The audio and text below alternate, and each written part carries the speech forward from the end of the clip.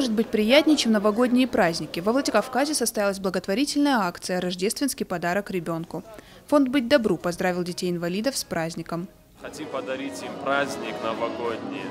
У нас будет Дед Мороз, Снегурочка, подарки, сладкие столы.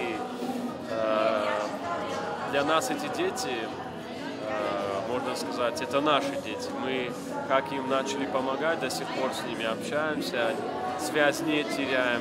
Некоторые из этих детей, они уже несколько лет подряд принимают участие в этой акции.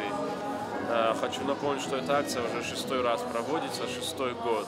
В 2014 году благотворительный фонд «Быть добру» помог 60 семьям. Было собрано более 5 миллионов рублей. Нередко поддержку оказывалась и совместно с Русфондом. Лусине Нагопетян и ее мама оказались в Осетии из-за болезни девочки. У Лусине цирроз печени. Была необходима срочная операция, а ждать гражданства для получения квоты они не могли. Семья Нагопетян обратилась в фонд «Быть добру». Благодаря неравнодушным людям удалось собрать нужную сумму. Теперь у девочки есть возможность лечь на операцию в Москве и получить должный уход.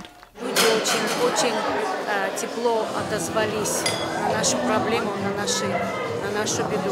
И я, как не находясь у себя дома, находясь в чужой стране, мы нашли очень большое тепло. И не могу словами описать, какую помощь нам была оказана, чтобы мы смогли, возможно, везти девочку в Москву. С праздником поздравили гостей именитые певцы Осетии. Дед Мороз вместе со своими помощниками подарил детям сказку. Фатима Макиева, Марина Аркаева, Евгений Маркин, Осетия ТВ.